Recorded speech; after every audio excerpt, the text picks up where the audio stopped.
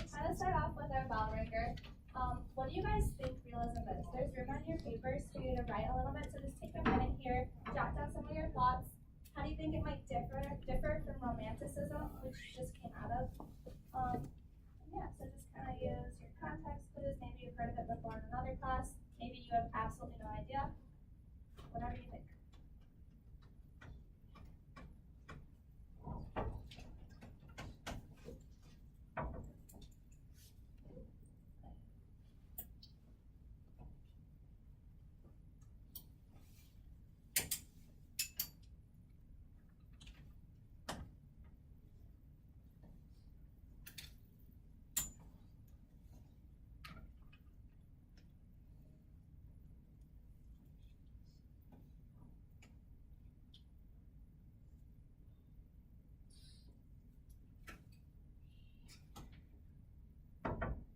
Take another 30 seconds.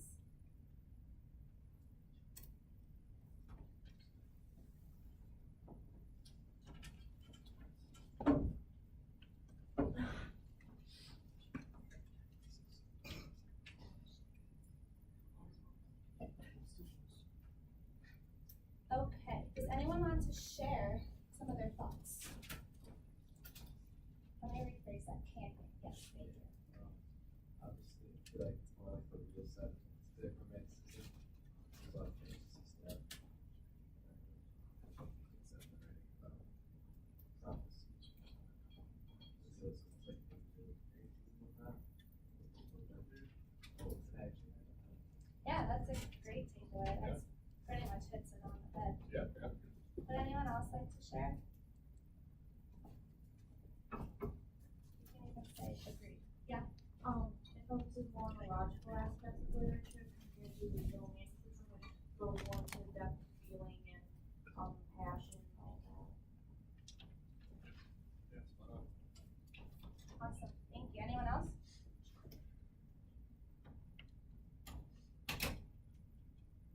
Okay, we can keep going. Thank you for sharing. You wanna take, you wanna Yeah. start with this?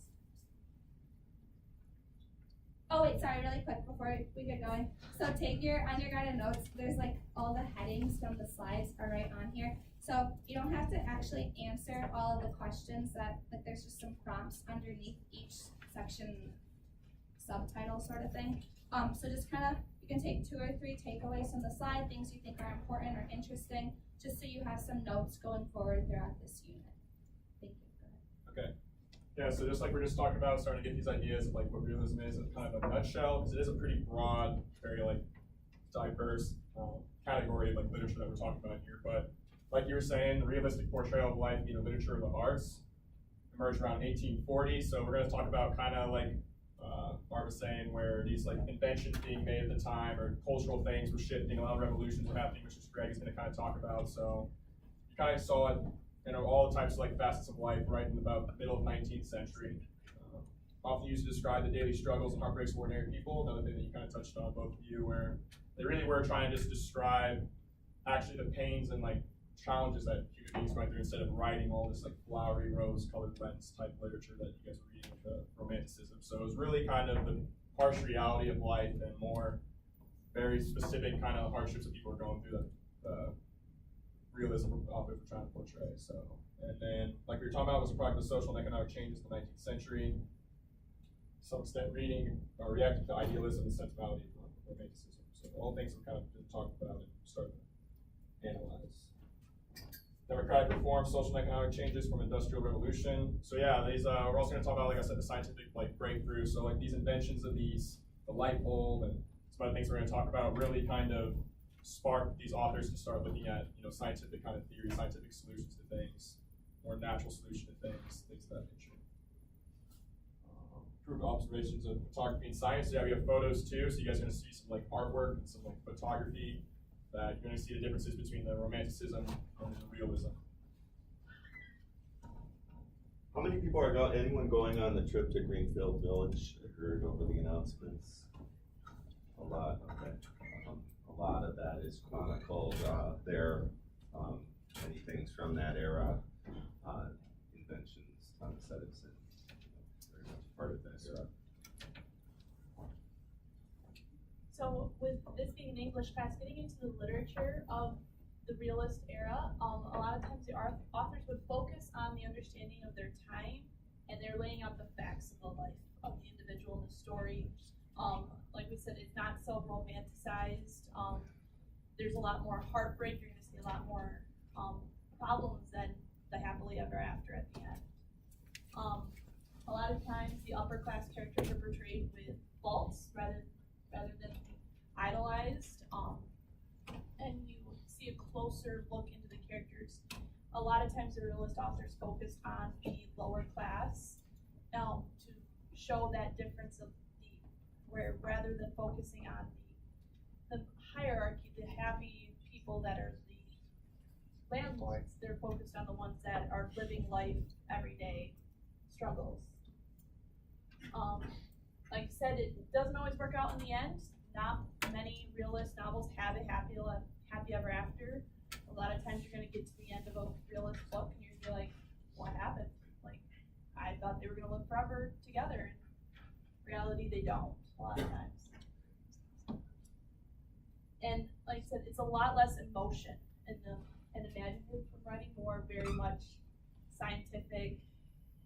This happened, then this happened. No flowery to the writing. Alright, so I'm going to talk to you guys a bit about some of the politics and some of the just broader history of the era that really influences this whole realist movement. So before I start, who here has heard of Karl Marx or the Communist Manifesto?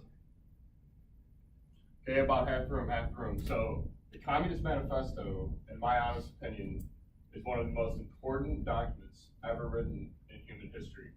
It fundamentally changes how we view each other and how we think. Wow, I hate how much I have to click this glitch and everything. There we go.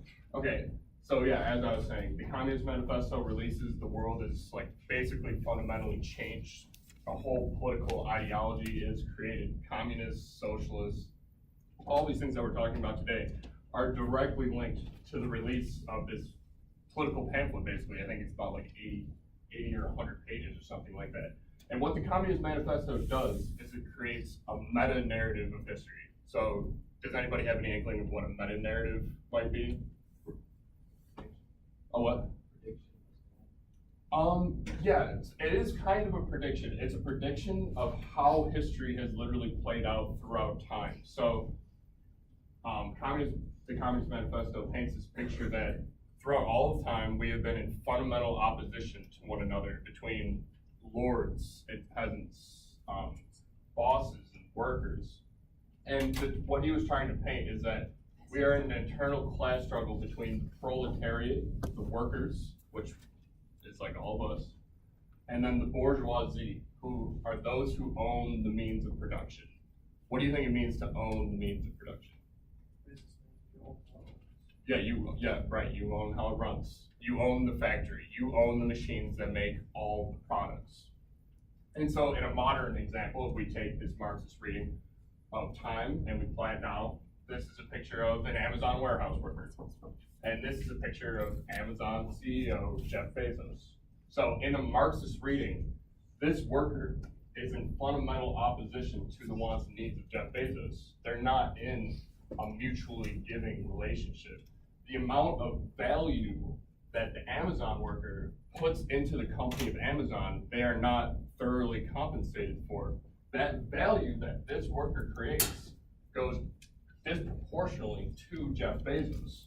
That's the whole point of the Communist Manifesto, is saying that capitalist labor is exploiting the worker. So the connection to realism is that the Communist Manifesto puts the wants and needs of the lower classes to the forefront of political thought, and that directly influences art and literature, what we're talking about today. All right, cool.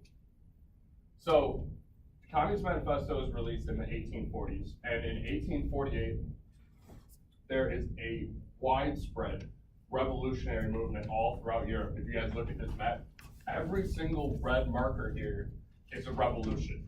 And it all happened within 1 year. So a political pamphlet is released, and all of a sudden an entire continent is wrapped up in revolution within a single year. And what they want what these revolutions want. They do not want to be ruled by kings, monarchs, and aristocracy. They're done with it.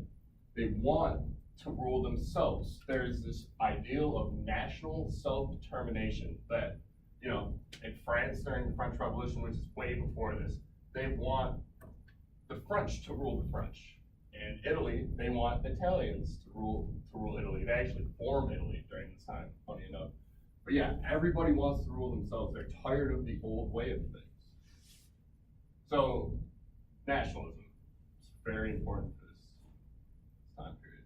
So, I thought we could just have a little like class conversation. I was thinking this is a really interesting conversation because it's not a very easy thing to decipher and everybody thinks a little differently on it. So does anybody just want to share what they think right now is nationalism? I'm sure you've heard the term before. Strong belief in your country, I guess. Yeah, I think that's fair. I think that it's this strong connection to one's country, and more specifically, maybe not a connection to a country, but more so connection to a culture. So like, I'm gonna go back here for a second. Can anybody tell me what this is? It's not a stupid question. Flag. A flag, what kind of flag? Our flag.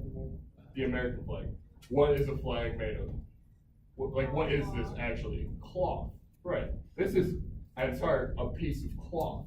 But with the stripes and the stars, we know that that is the American flag. But it's only because of the symbol do we understand that it's an American flag. At its core, that's a piece of cloth. So when you look at the flag, you can think of history, your neighbors, your big connected culture. But that's only because of how we've organized this piece of cloth, right? It's the same thing with, what's this right here? $5 bill. What's a $5 bill? A piece of paper. The only reason why this has any meaning at all is because we collectively decided that a $5 bill has meaning. Which goes back to, I think, this connection of national culture, the fact that we share these symbols together that on their own, without us all agreeing they have meaning, they wouldn't have any meaning. And I think, to me, that's really what nationalism is at its core. And nationalism relates to realism because this belief that we all are connected in a culture together, not being ruled by kings or aristocrats, that's at the core of realism. That we're in this together, basically. So yeah, as I was saying, there's a rise of nationalism and imperialism, and I will get into.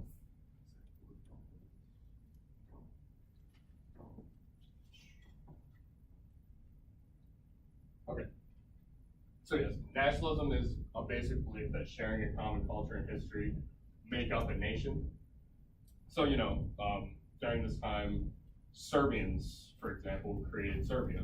And the thing about that is like, so there are a lot of non-Serbians living in Serbia, but the Serbians make Serbia, and all of a sudden that land is for Serbians. So anybody living inside of Serbia that's not Serbian is outside of that common culture that nationalism implies, which is like, goes for every single nation that has formed itself around the idea of nation building.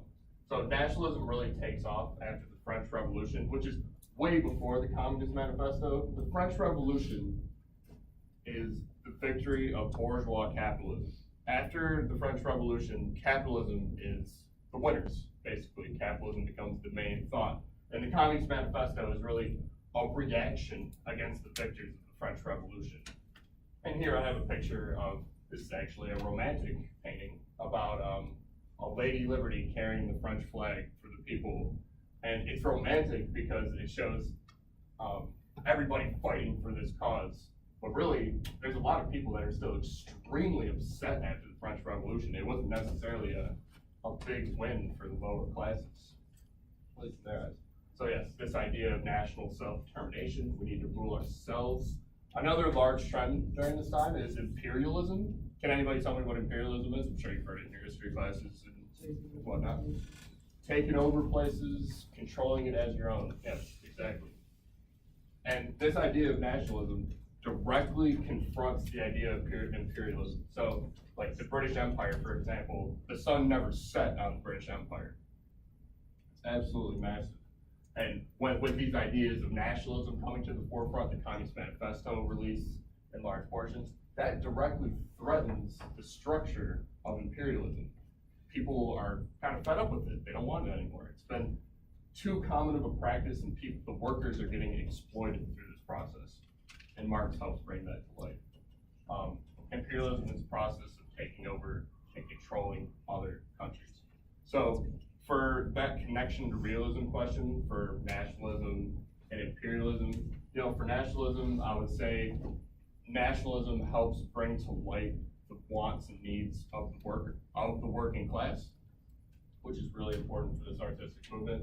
And then imperialism, with the connection to realism, I would say for imperialism, it would be imperialism shows the people and these artists exactly what is old and what needs to be moved on from.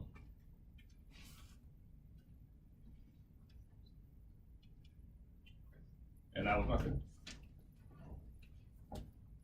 Alright, so another sort of part of this time period that really sparked the introduction of realism was the Second Industrial Revolution, and then with that came a lot of need for reform. So the Industrial Revolution changed the nature of work because it introduced the idea of mass production.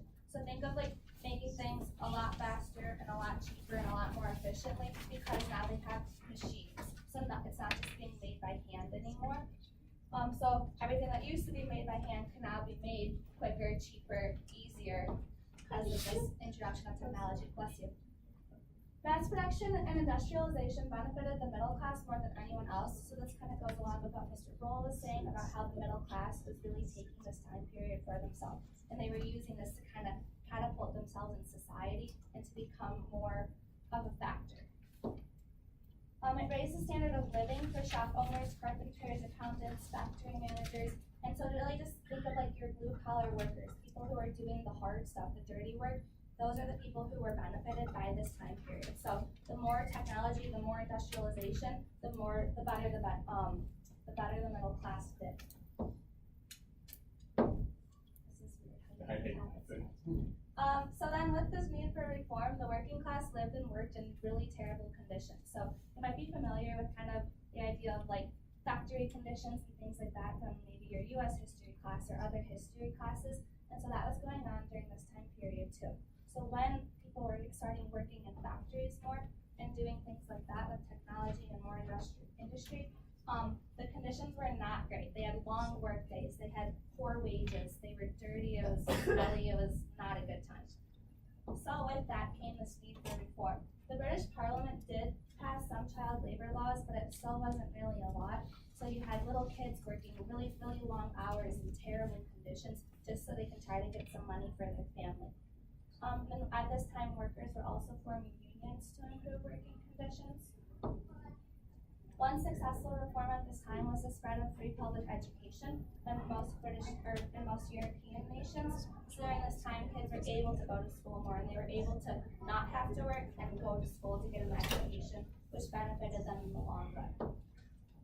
As more men won voting rights, women also began protesting for the right to vote. They weren't very successful during this time period. It still took a lot more time and a lot more work to get that right to vote, but it all kind of started coming together during this realism period. Arts and culture is another huge part of realism, and that's going to kind of relate to the Romantic period that you just came out of as well. So visual arts were really big during this time, so that's your portraits, your paintings, your sculptures, things like that. They were inspired by the accuracy of the camera. The artists wanted things to be more lifelike, so kind of what some of you said about your definitions of realism earlier, it was starting to become less like idealistic or romanticized and more authentic, more real, more like the people you see in everyday life. It was meant to accurately portray the basic truths of contemporary life. So contemporary just meaning like modern, more present day. They wanted it to be more accurate though. So things like political cartoons where they made fun of politicians and people in power, naturalistic landscapes. So that's when you would see like this is what farmland looks like rather than some beautiful, like you were saying, fantasy type place. and then realistic sculptures. So like up here, I'm sure many of you have heard of the Thinker. These sculptures and paintings were just super lifelike looking. Like sometimes it even caused scandals because people thought they were actually real people. Literature was really big during this time period as well. It was kind of a rebellion against romanticism for being too emotional and idealistic, like you were saying earlier as well. It was just kind of that switch into like, we don't have to have a happy ending every time. It doesn't have to be a perfect storybook story because that's not what real life is always like. And then literature was also influenced by photography, and then science was a really big factor too. People were just becoming more logical. They wanted reason, they wanted facts behind the things they were thinking. Novels and short stories wanted to capture authentic occurrences of everyday lives. So once again, they wanted to tell the stories of real people, people like you and me, people who could actually see themselves in the literature and arts that they were being surrounded with. Political thought was really big during this time as well. It was kind of a response to those economic inequities and harsh working conditions of the 19th century. So that kind of correlates with what Mr. Pearl and Mr. Gold were saying earlier. Here you have Marx's Communist Manifesto, and then scientific theories were also taking off during this time period. So a focus on the physical world and the development of science and scientific theory. Charles Darwin's theory of natural selection, another thing many of you have probably heard of before, survival of the fittest, that kind of idea, that didn't really exist before this time period. Gregor Mendel's laws of heredity and the science of genetics also started taking off here. So people just started, once again, paying more attention to logic and facts and reasons, and they wanted proof. They wanted scientific evidence behind the things they were thinking and behind the things they were being told.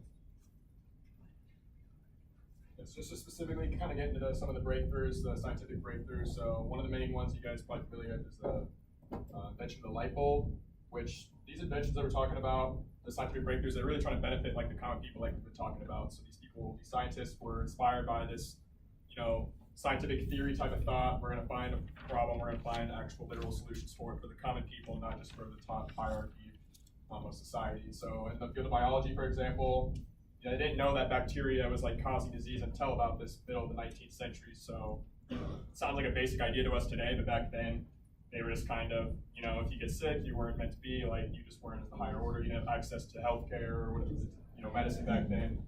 So the scientists started to make vaccinations and anesthetics in hospitals, and they were actually starting to cure some of these diseases.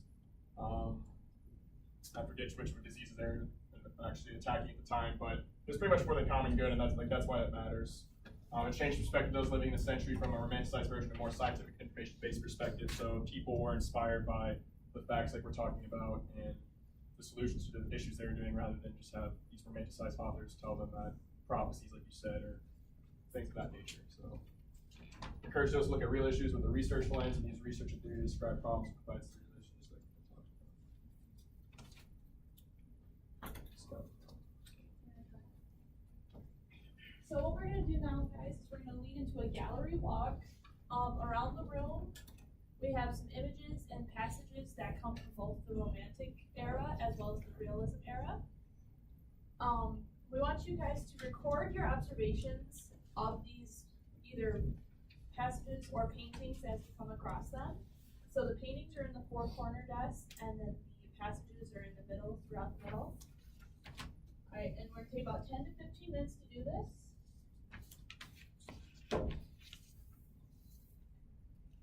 And then we want you guys to think about if you can tell which ones came out of the Romantic era and which ones came out of the Realist period, and then how can you tell what are some details you're noticing either in the passage or in the painting that tells you where it came from. And then we'll return to seats for a whole class discussion. So on the second page of your packet, there's room for you to kind of write your observations and thoughts as you're looking at these literature passages and paintings. So if you can just, it's really more for you, but just so you kind of know when we come back together as a whole class, what you were looking at or what you were thinking when you read the excerpt from Charles Dickens or whatever it is. So you guys can get up, walk around the room. It's kind of a snake-like, there's no particular order. They all have titles and names on them, so it's pretty self-explanatory about which goes with what. If you have questions, let us know. They have authors. You're gonna sit What was that called?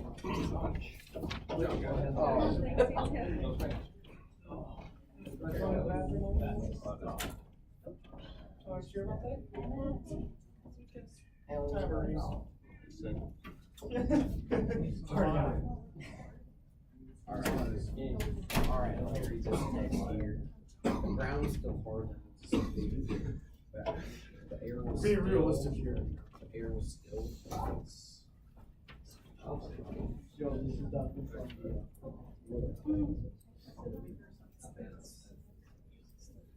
Oh my God. Hopefully there's not a question of the safety that's like, Oh, yeah. what time period? No, I'm going, no, you're going, yeah. We went last night at 10. So Janie is considered realist, but Bronte is You were close to crying? Yeah, actually, Janie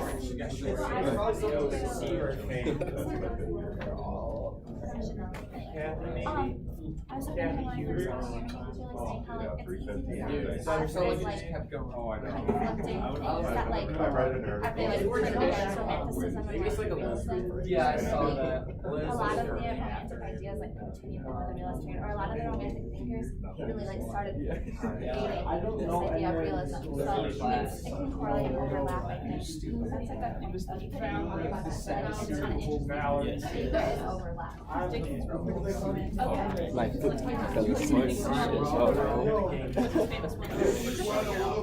time, guys, but then move on to the next one. There are a lot of them spread out. If you can go on the empty, go over there. Probably can squeeze 2 or 3 people around each one.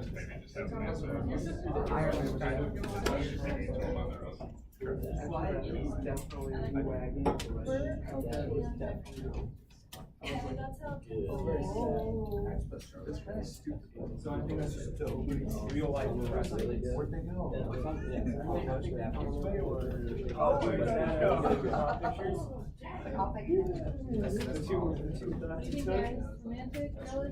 Oh, realistic. Yeah, let's see.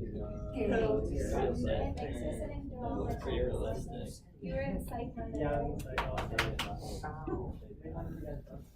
I just had to do 2 because I have like 2 teaching classes. Wait, no, you get out your left, I get out your left. He's a wall. Just do it towards the end of the year, so it also falls into put it off until the last. Oh God, I'm waiting for Which one is it? the turn. Look at the tunnels there together.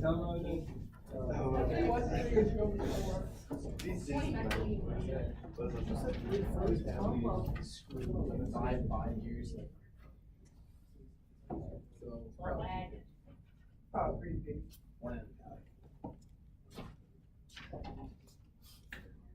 So it's definitely real.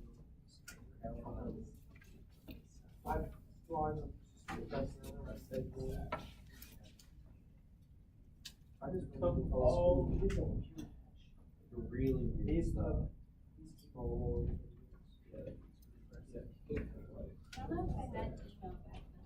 Well, it started. Really?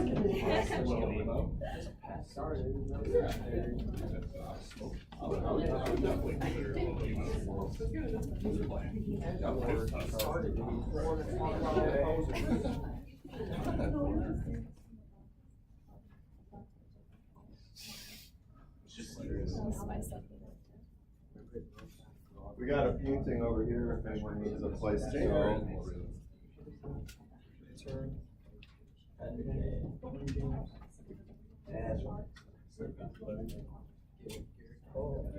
You gotta merge yourself, bro. That's all it's really.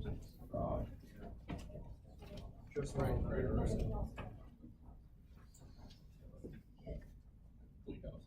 You're on the keyboard. Yeah, I mean, yeah, go on. It doesn't have. Yeah, it doesn't always have to be that dichotomy, right? Like, I'm really confused. one day doesn't have to be bigger than the other, like, it could be dark. I never go right for that. I got really lazy. Things are nice, but they're also kind of. No, these are real things. Those are like things that students. So that's definitely not real. Demonology. Hell yeah. Hey, who's that? Like memes that like they go into your bedroom when you're sleeping. Stop. Romanticism.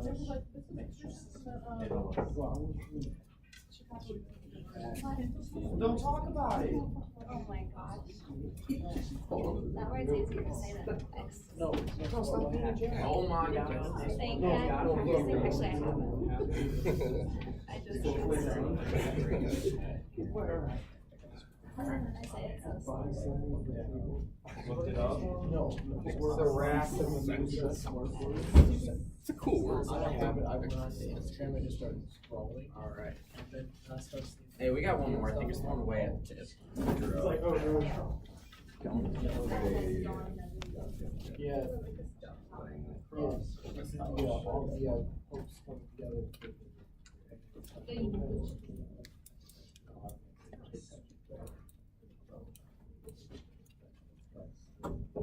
Gotta be a good.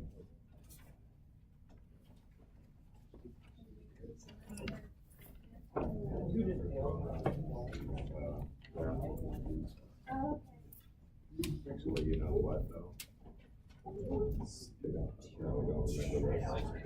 Probably buried in their folder somewhere. Oh my god. Well, right, totally like on one of the sides, it's the Lady Leopard picture. And so That one has a similar. Oh, Yeah, I saw that one. No. Body and stuff, a lot of that is very, like.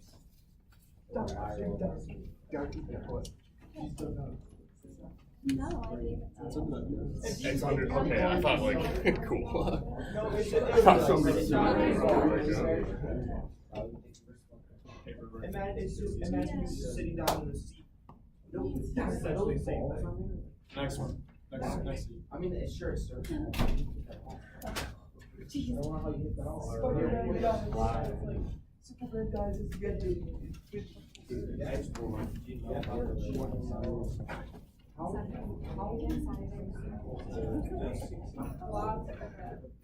How do you know what's in that? I might, it's just saying. It's a ticket. And it's cold as a ticket. yeah. You just. Well, you can be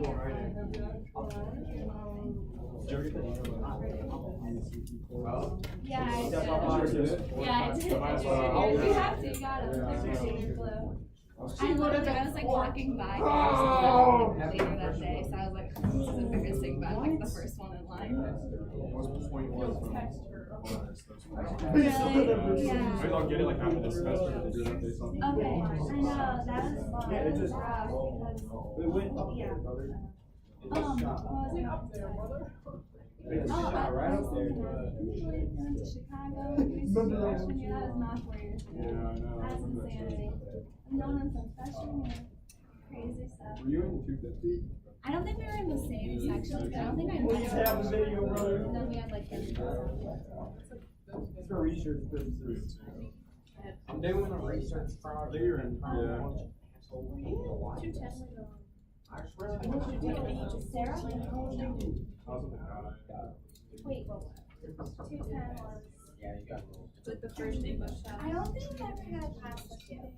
You don't. Wait. No, yeah. No, I didn't start to evolve. But I wasn't. It's a genetic trait. Oh, wait. Literacy one. No, I don't think I had any. Oh, yeah, why? I think I just had, what's it called? I thought you said she The was. young adult literature. I thought she was. I thought this was weird. We didn't go for like a month and a half. That was great. Oh,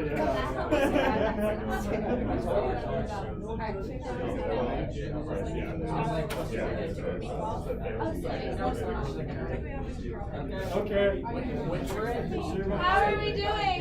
Have we hit most of them? Yeah, maybe. Sure. Alright, 20 seconds. Get back to your seat, please. That was wrong, I don't think I knew, actually. What a boo. What a legend. Why do you leave it in the back? I don't know, I'm not gonna take care of that. Just wanna run out. There's like, You have an accent to ask first.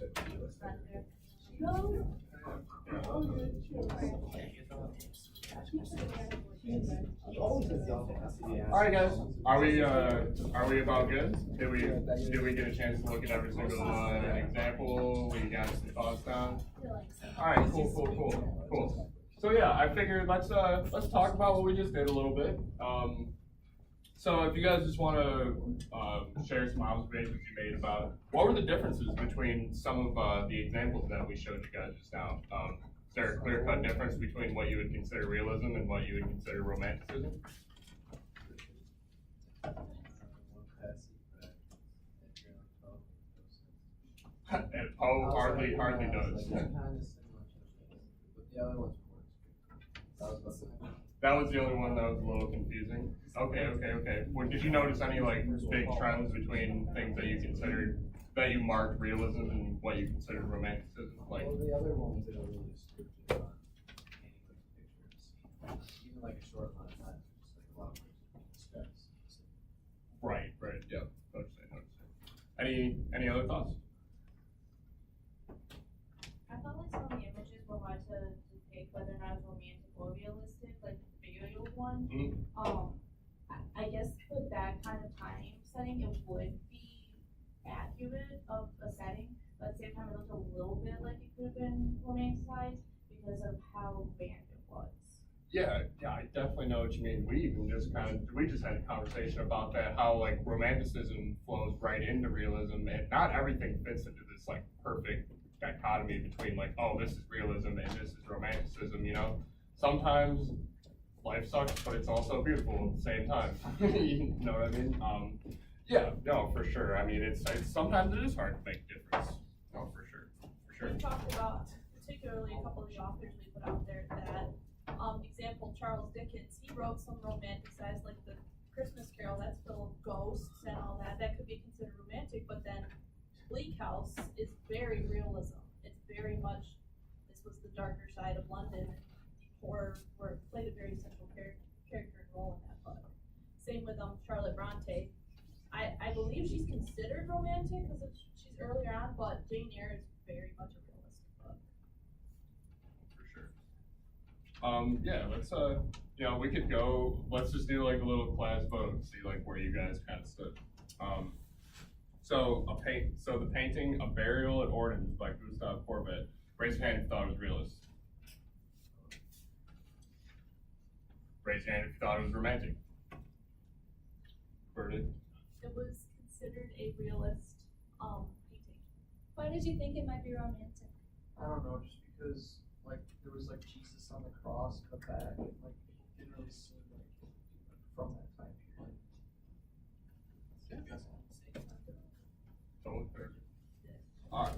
All right. Next one.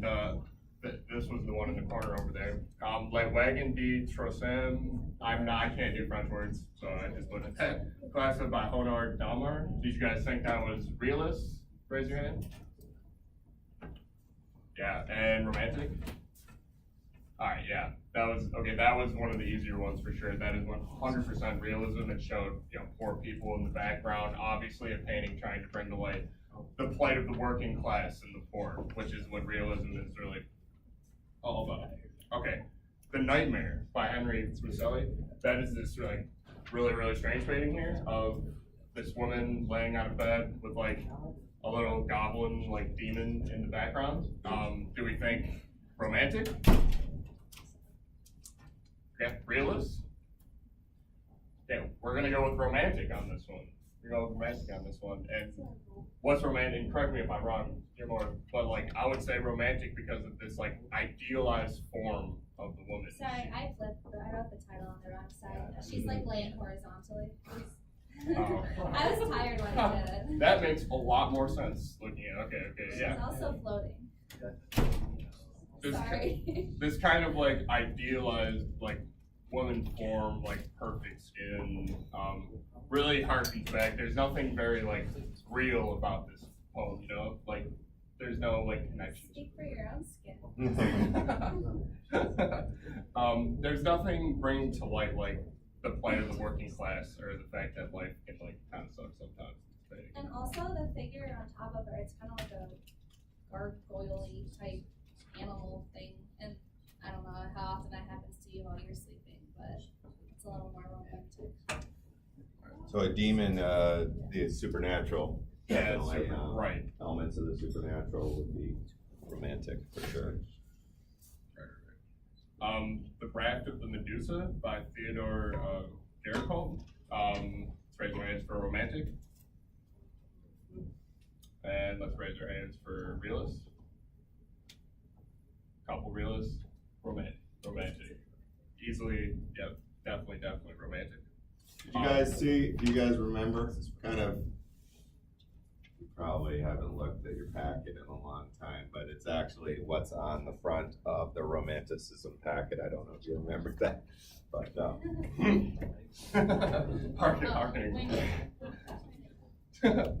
have you ever seen, guys, have you ever seen the, a very similar painting, and it's of a single, lone, African man on a shipwreck, you know, kind of like a wrecked ship with the mast broken and sharks are in the water around him. It's this very famous painting that is very similar to this one, except it's considered to be realist. They are not passionately reaching or, you know, calling for help and, you know, this kind of tangled bodies. It's this very stoic looking sailor. And he's probably gonna get eaten, but he's pretty stoic about it. That actually is a painting that is very realist. I actually might see if I can dig that one out as a really good comparative painting. Because similar situation, but a much more realist feel to it. So for the 4 passages, the first one was The Turn of the Screw by Henry James. Raise your hand if you thought it was romantic. What about realists? Why'd you think that?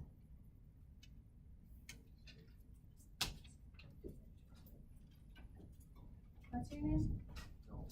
Thanks. Yes, it is considered, it is a realist novel. Henry James was one of the realist authors of that time period. So the next one was Bleak House by Charles Dickens. Was that romantic or realist? Realist. It's a realist novel. It's like I said earlier, it's very like there are some upper class characters that he almost makes fun of. Like in a sartorial way, some of the upper class characters are very they're the screwed up ones in the book. Like The Raven by Edgar Allan Poe. Romantic? Realist. Poe is considered a romantic poet. And all that you that said didn't get, yeah. Yeah. It's The Raven, so it's a really tough one to get through, but it's one of my favorites written by him. Yeah, we read that, didn't we, guys? Nevermore, Nevermore. That's so creepy. Yeah. It is a creepy, I'm just like, no, we're going. He's the evil lesbian. That's funny. Did he like, Alright, and then the last one is Charlotte, bring it back, guys. Charlotte Bronte's Jane Eyre. Realist? Romantic? Why do you think it's romantic? I didn't write down why, I just wrote down romantic, You guys read that in Brit Lit, right? Respect on it. Certain respect, yeah. No, you don't read Jane Eyre in Brit Lit? I'm just seeing if any of the, I thought that was the Bronte work you guys read, and if for those of you who were in Brit Lit. Okay, alright. I thought it was realist because it's, I got her walking home and you're just kind of describing, and it's kind of like easy to relate to, but So, like I said earlier, the Bronte sisters, from my understanding, are considered more on the edge of the Romantic era, where it starts to become realist. So, reading Jane Eyre reads more like a realist novel, but it does have its romantic qualities to it. So it kind of, I guess, would fit both. And that's something, like we mentioned, there's no black and white to some of these novels and some of these paintings. It fits both. So that's kind of, while we talk about distinctions, remember there's gonna be some that intertwine, and you're never gonna say this is exactly a romantic or exactly realist. Okay. You guys want to do research? We have like 5 minutes left, so let's go to the exit ticket and then. Okay, so I think we can just do like kind of a class discussion on this again. Yeah, we have a short amount of time. Instead of passing it out to you guys, have these fill you out. I'll just ask you some like final questions. These are more just like your opinions and like, you know, maybe if we have time, maybe you give us some feedback as well. So like just as a whole, when you were looking through these paintings and through this, and through these passages of writing, and just like film that you consume nowadays too, because film nowadays can either be extremely romantic or realist. Like these trends still exist and are in front of us all the time. You know, which do you guys enjoy more? Do you like things that are more realist? Do you enjoy, you know, the gritty depiction of everyday life, focus on these working class, or do you like romanticism? You know, this idealized past, things are beautiful, life is good. Yeah.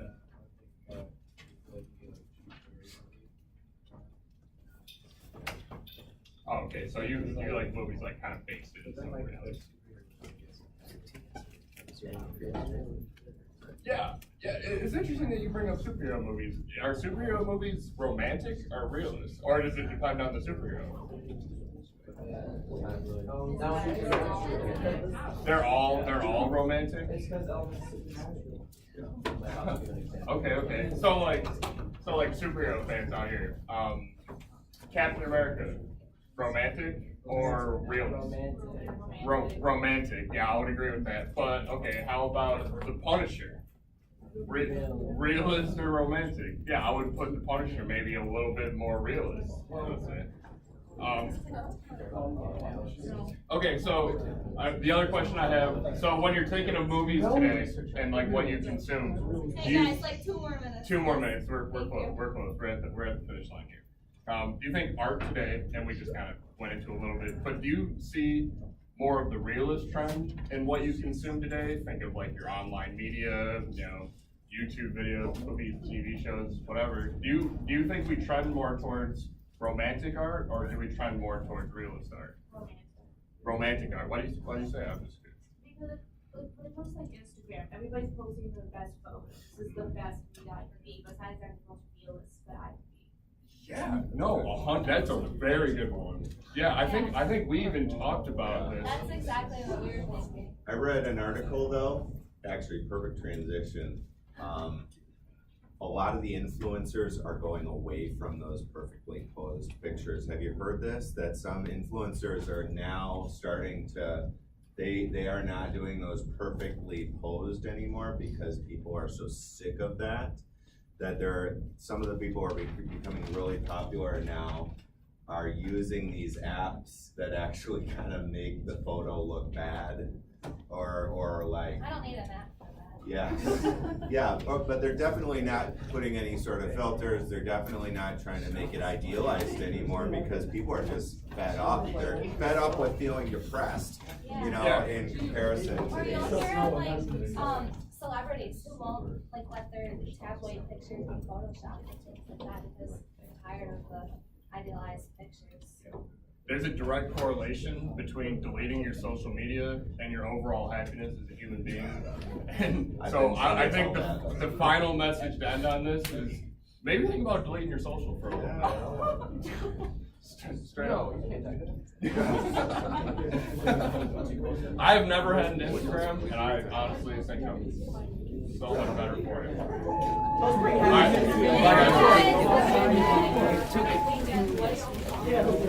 Hold on to those packets. We are going to be using those moving forward. Don't leave them here. Put them in your bags and in your John Stamos.